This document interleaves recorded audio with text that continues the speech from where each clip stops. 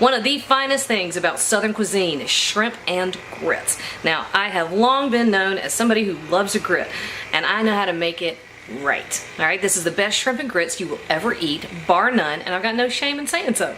All right, let's cook, y'all. We got a family to feed.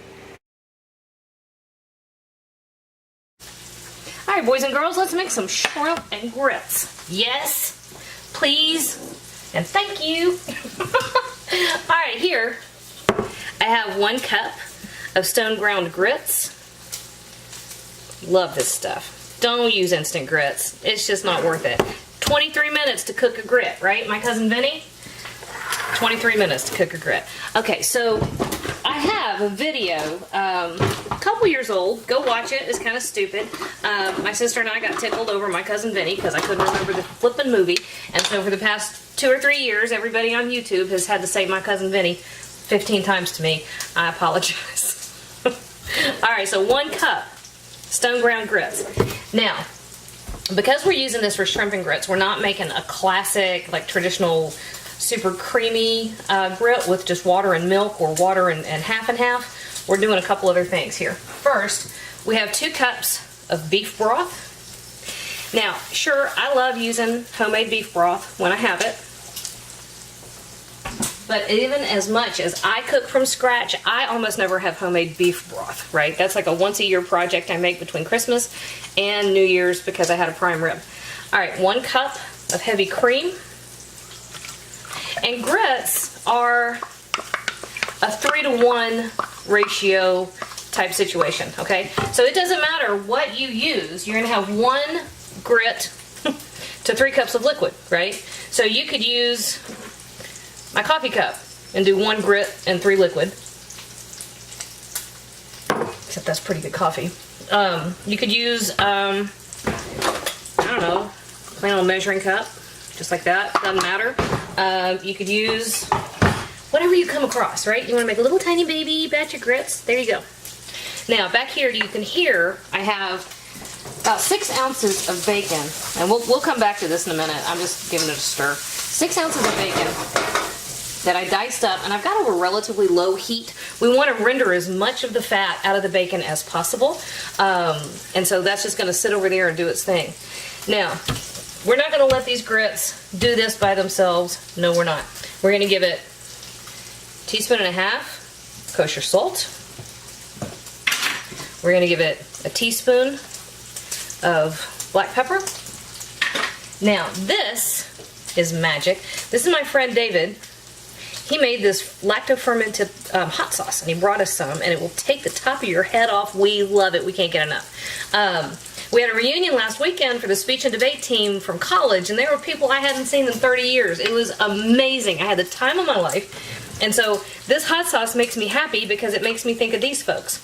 So David, yes, but also because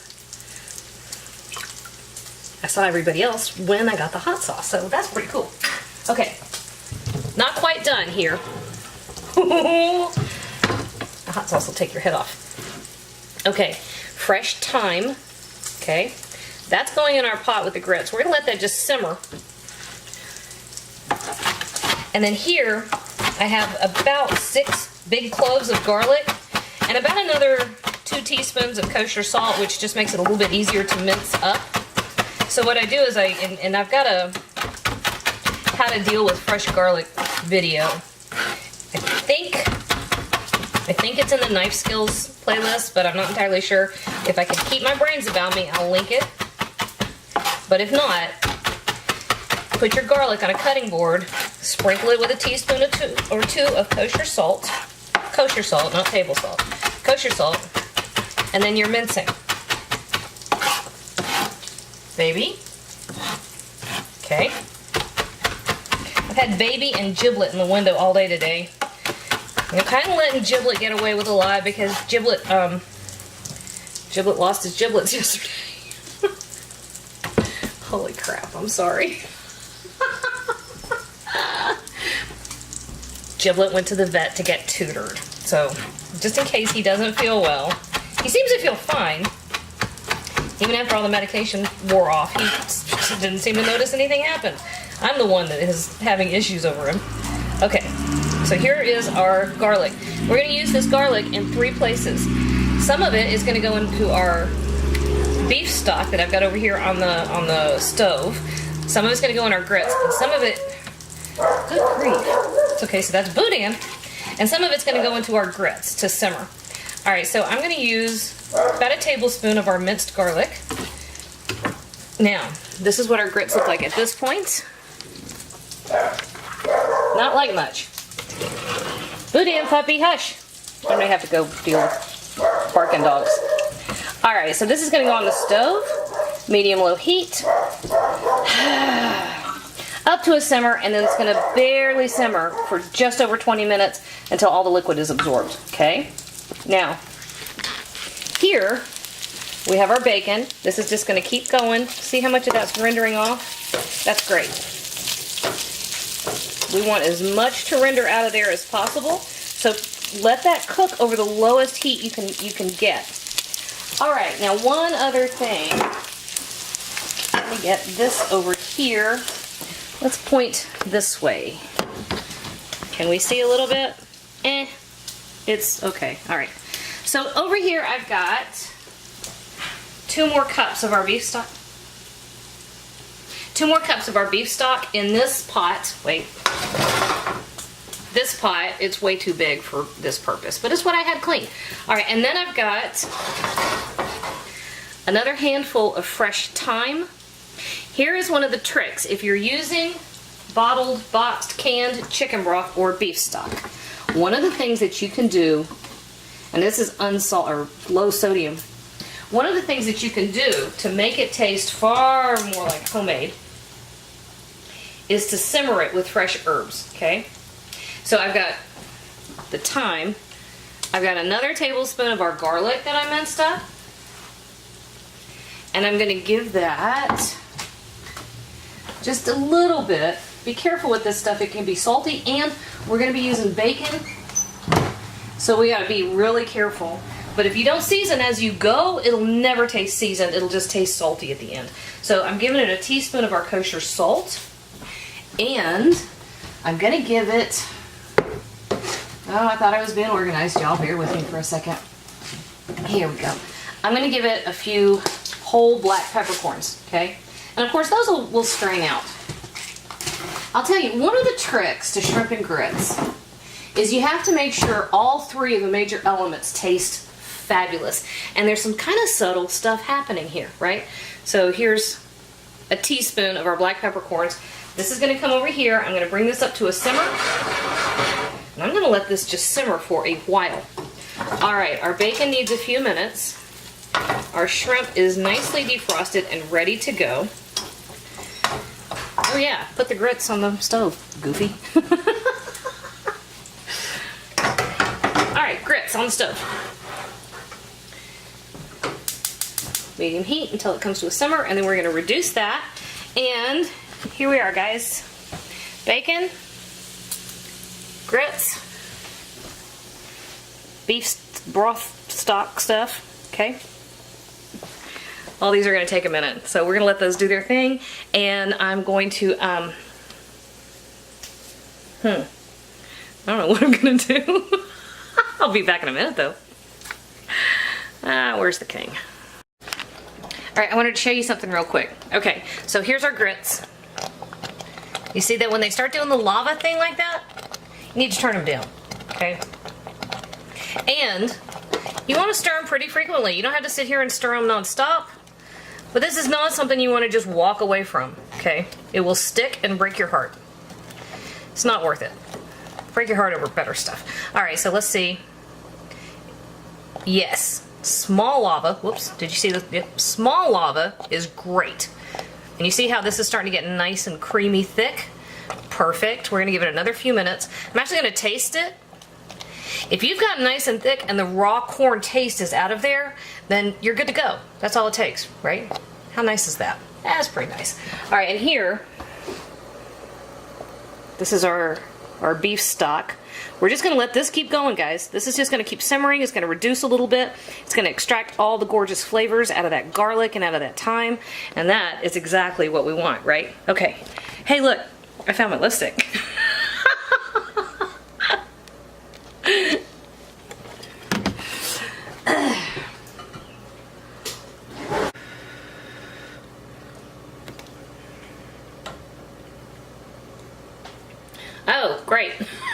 didn't turn the camera off. All right, well, I was tasting our beef stuff. Tastes phenomenal. It's nice and herbal and rich with the garlic and that little bit of lemony thing from the thyme. And our grits, perfectly tender, super creamy. That's fabulous. And here we go. Let's just go ahead and keep shooting. I'll just put this together. All right, over here I've got a 16-ounce package of cheddar cheese. And this is going in here. It always cracks me up that in some cultures, cheese and seafood is a huge no-no. Like, you really don't find it in Italy. Don't really find it much in France. But you're gonna find it in the South. And of course, cheese grits, classic Southern deal. And so we're just stirring this cheese into these grits. And then we're gonna turn the heat all the way down just to keep it warm. And we're just gonna keep stirring, bring it together, let that cheese melt. I gave it a taste. Let me tell you, David's hot sauce is to die for. And if you're not lucky enough to have David Sullivan making you some hot sauce, you can use anything you like from the store. I would say leave it out entirely, but that's just not, no. Don't leave it out. It matters. You're not using much. Just enough to wake it up. All right, now over here, I drained off our bacon. See? Setting that aside. And I drained off all the bacon grease that would come off of here. You want the flavor of the bacon. But here's the thing. With shrimp and grits, it's actually a rather delicate set of flavors, right? The corn and stone ground grits is an amazing flavor by itself. You don't want to mask it. You don't want to cover it up. The shrimp, that lovely sea briny flavor, you don't want to mask that. You don't want to cover that up. You don't want to lose those things. So, yes, we want a little hint of bacon to it. But we don't want so much bacon that it's bacon and grits. Holy cow. There's our grits.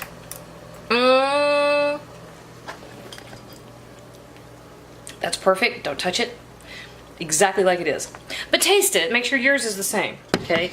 That stuff you can just sit and eat off the back of the stove. That's how good that stuff is. Alright, so to our drained skillet, we've got medium-low heat. Dun, dun, dun, bum, bum, bum, bum. Alright, now that's heating up nicely. And our last little bit of garlic is going to come in here. Okay? That heat is so low, it's not really even sizzling yet, which is fine. And then I'm going to do a little bit of cleanup right here real quick. And we're going to turn y'all around, because this dish at this point goes very quickly. And here we're going to get ready to finish it up. So some green onions. I sometimes think I can't cook if I don't have a green onion. So we're just taking its little heads off. I think I've got a video on green onions. Yeah, I do, actually. And the big thing about green onions, use the green.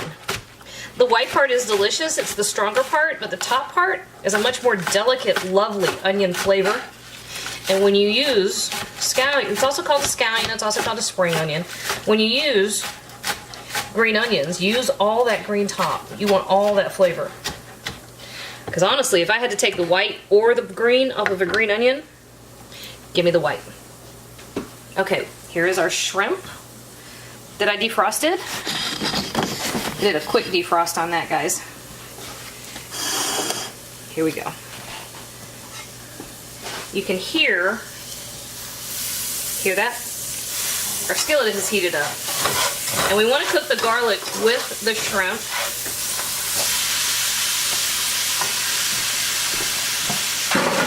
And this goes very, very quickly. You don't want to overcook your shrimp.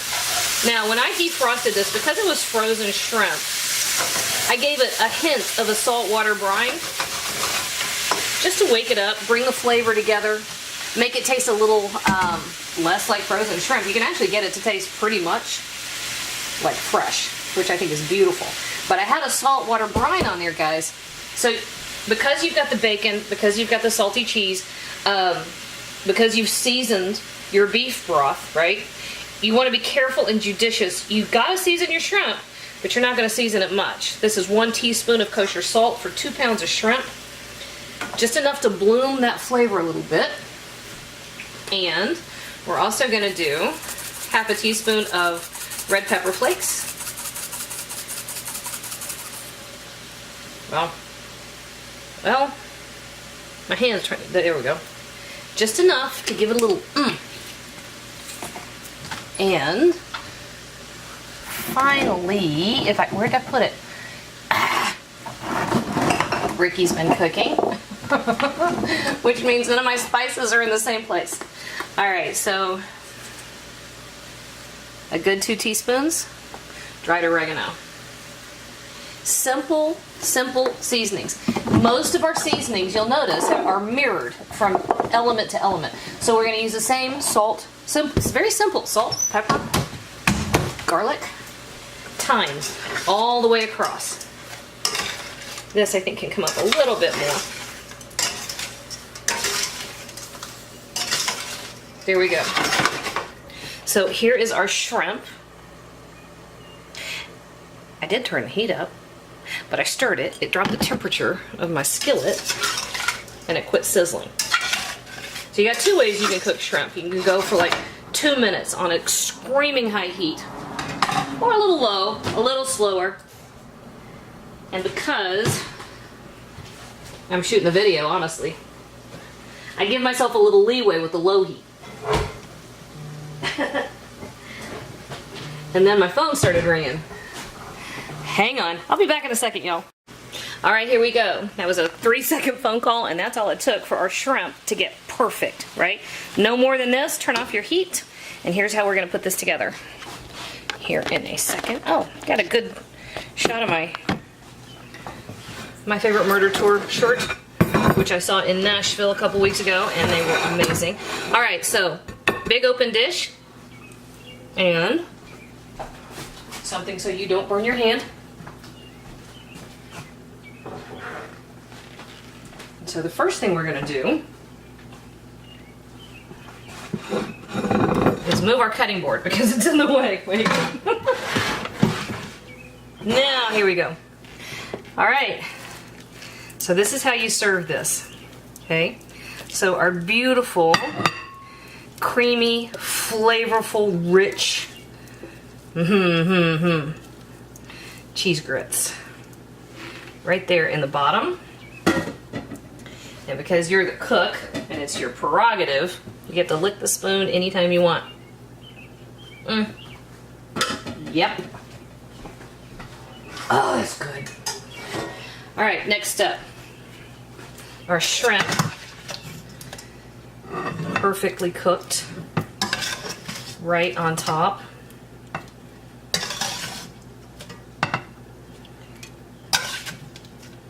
Man.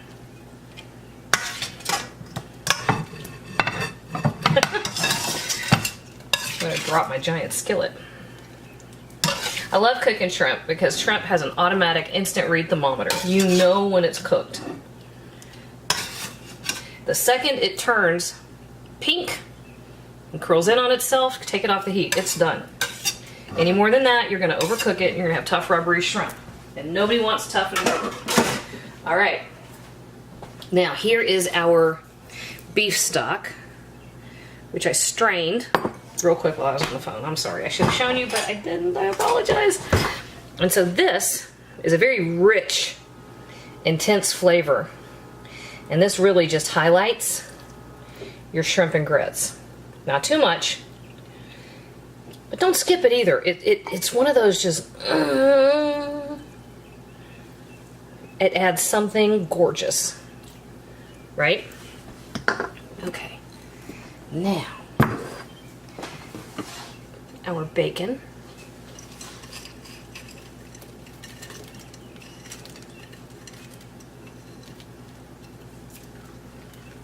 One for the cook. Do you like how that works? I do. And our green onions.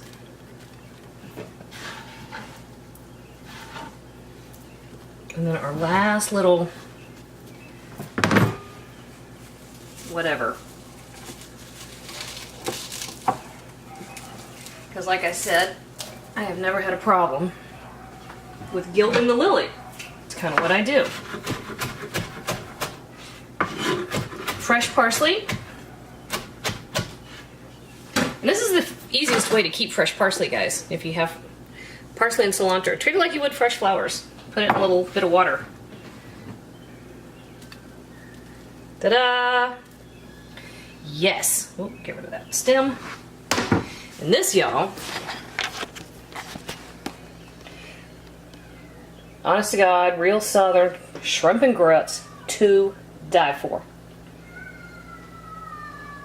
A couple years ago, I did a major national food competition. This was one of my winning dishes, and what drove me nuts, they edited this part out. Ugh. All right, let's see how we did, guys. Let's get our shrimp.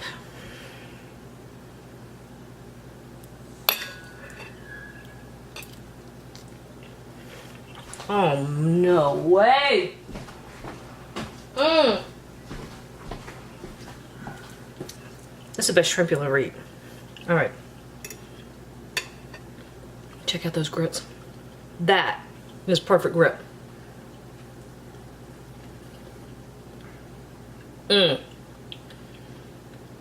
You know, I've been cooking a long time, and I do a lot of things right. And sometimes I have a home run. This, y'all, home run city Johnson. That's how you make shrimp and grits. I think that's mine for lunch. I'll feed the kids hot dogs. Hey YouTube, thanks for watching, and if you thought that video was helpful, do me a huge favor. Hit like, hit subscribe, hit the little bell so you get a notification whenever I post a new video. And if you have a second, hop on over to Patreon and check out how to support my channel even more. Again, thanks for watching.